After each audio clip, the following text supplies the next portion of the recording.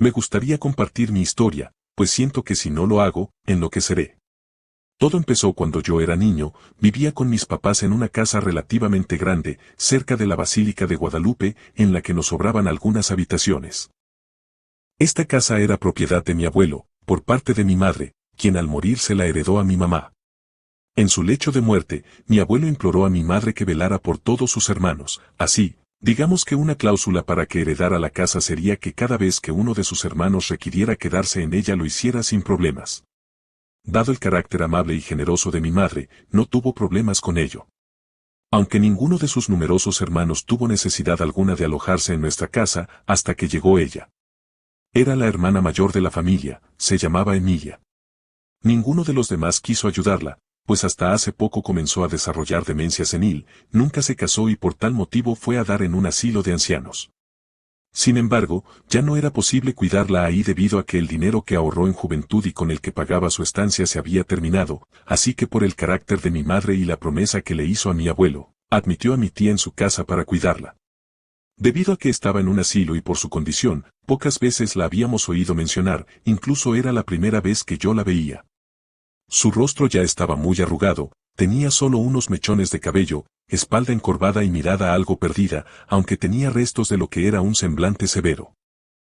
Muchos años después, mi madre me diría que como mi abuelo tuvo que trabajar para mantener a sus hijos cuando mi abuela se marchó como Adelita en la Revolución, endilgó la tarea de la crianza de los hijos a la tía Emilia, lo cual le amargó el carácter y forjó dicho semblante.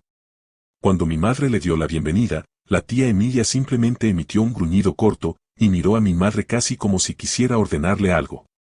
Tranquila, Emilia, siéntete como en tu casa. Le dijo, como si comprendiera la naturaleza del gruñido. Posteriormente, le pidió a mi papá que llevara el equipaje, que consistía en una maleta y una bolsa de mandado. Mientras él cargaba la maleta, me pidió ayudarle con la bolsa, las cuales pusimos en una habitación que estaba a un lado de la mía. Mi madre llevaba a la tía Emilia, quien no dejaba de gruñir, mientras ella le hablaba cariñosamente. Eso me dejaba un sentimiento de malestar que se acentuaba conforme pasaban los días. Mi madre nos encargaba a mis dos hermanas y a mí que le lleváramos sus alimentos y nos turnábamos. Cuando me tocaba a mí, dejaba con rapidez la comida y me iba, pues la primera vez que realicé esa tarea, la tía Emilia me miró fijamente y emitió un gruñido muy fuerte, al punto que por accidente tiré el plato al suelo y corrí asustado. Mis hermanas nunca tuvieron ese problema, quizá porque no miraban a los ojos a mi tía, o porque nunca se incomodaron con su presencia. Mi tía vivió en nuestra casa por un año, el cual fue muy difícil, debido a que era una garantía de gruñidos entregarle la comida. Incluso era complicado jugar en mi casa. En las pocas ocasiones que un amigo venía a jugar conmigo a mi casa, era cuestión de tiempo para que escucháramos gruñidos horribles, lo cual ahuyentaba a mi invitado. Lo mismo sucedía cuando jugaba solo, no podía siquiera mover un cochecito sin provocar reacciones en la tía Emilia, siempre negativas. Finalmente, entre gruñidos, miradas penetrantes, achaques y frecuentes consultas médicas, la tía fue trasladada al hospital a causa de una afección respiratoria. 3 semanas después, falleció en una cama de hospital, varios kilómetros de mi casa. Sin embargo, el proceso fúnebre sí se hizo ahí, con todos mis tíos y tías presentes, gracias a que mi mamá los llamó a todos. Sin quererlo yo, escuché una conversación entre dos de ellos. Ambos recordaban que no medía con la misma vara a los niños y a las niñas que tuvo a su cuidado. ¿Te acuerdas cómo te encerró el granero porque no quisiste comer verduras? Decía uno de ellos. ¿Y qué me dices de la cueriza que te dio cuando olvidaste atar al caballo? Respondió el otro tío. De pronto, llegó otra de mis tías y reforzó la idea que planteaban ellos dos. Ustedes tienen la culpa, siempre fueron tremendos. A mis hermanas y a mí nunca nos levantó la mano, porque siempre nos portamos bien. Sabes muy bien que eso no es verdad, hermana, y lo sabes, la tía Emilia las trataba diferente a nosotros. ¿A poco no te acuerdas que ya más grandecita, tú llegabas bien tarde de verte con el novio, y ella te solapó? Una semana después, yo salí con una joven de una hacienda cercana, y como me puso mi papá cuando se enteró, gracias a Emilia. Ya casi me amenazaba con casarme con ella o mandarme de cura. Esa plática me hizo pensar el por qué sentía algo diferente a lo que mis hermanas cuando llevaban alimentos a la tía. Ahora sabía que era una mujer severa con los hombres y solapadora con las mujeres, cosa muy extraña en una sociedad primordialmente machista que regularmente es al revés. Pasó el tiempo del novenario, de ahí un mes de constantes visitas de mis tíos, hasta que dejaron de venir a la casa. De algún modo habíamos vuelto a nuestra vida normal, hasta que una noche tuve un sueño perturbador. Estaba en mi habitación, como si me hubiera acabado de despertar, en mi sueño ya eran las 5 de la mañana, no sé cómo lo sabía, y de pronto escuchaba un gruñido similar a los que hacía la tía Emilia cuando me acercaba a entregarle la comida. Este venía de la habitación contigua, justo la que habitaba. No sé cómo me armé de valor, pero me atreví a entrar a la habitación.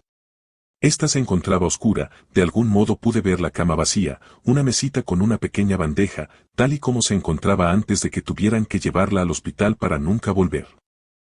Decidí encender la luz, cuando de pronto sonaba un gruñido. En efecto, era la tía Emilia, estaba de pie, vestía un chal negro que cubría los pocos mechones de cabello de su casi calva cabeza, tenía las arrugas más marcadas en su rostro, sus ojos estaban enrojecidos y me miraban fijamente, su boca temblaba como si quisiera decirme algo.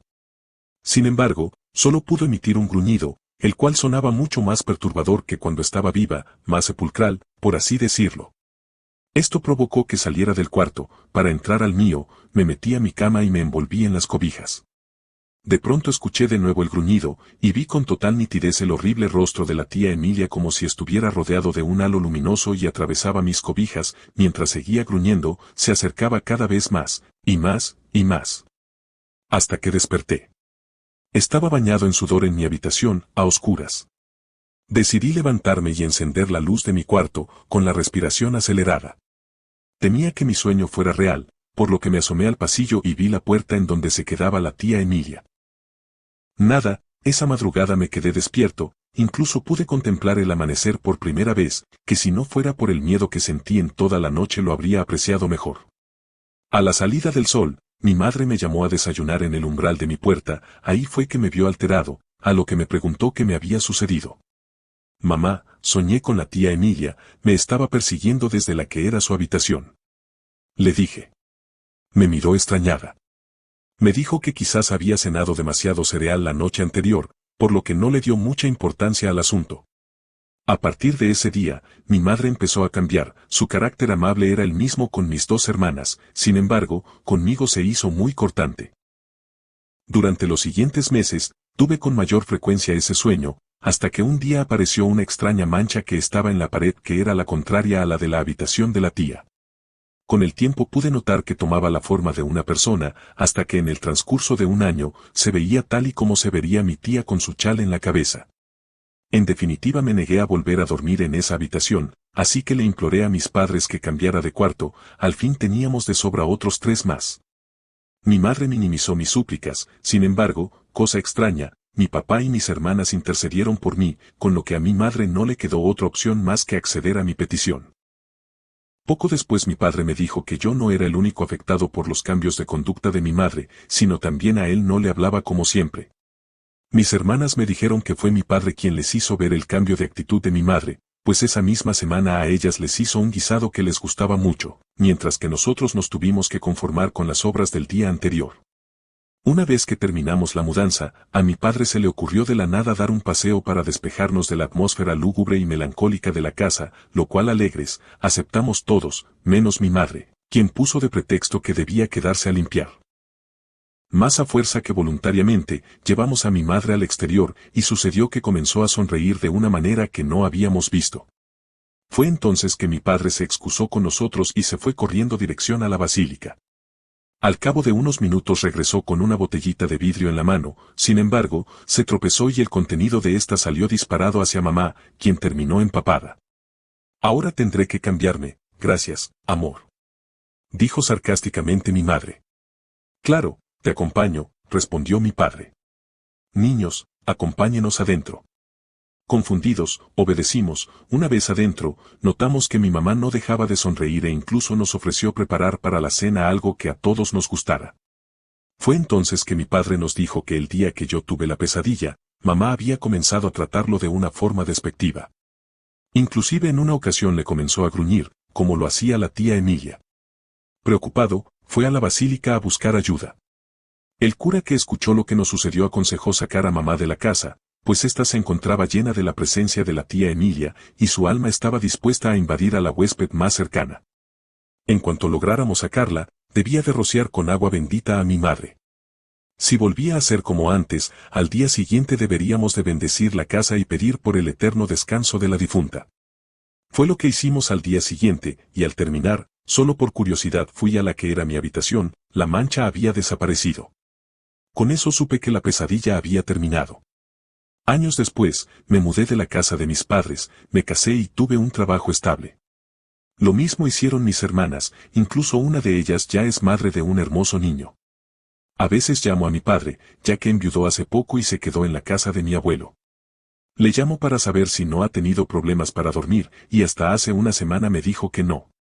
Sin embargo, ayer le hablé, y me dijo que le pareció escuchar gruñidos en la que era mi primera habitación, poco después yo los oí aquí, en mi casa. Justo en la pared de mi habitación, de mi lado de la cama, acabo de ver cómo se empieza a dibujar la silueta de una mujer, la de la tía Emilia.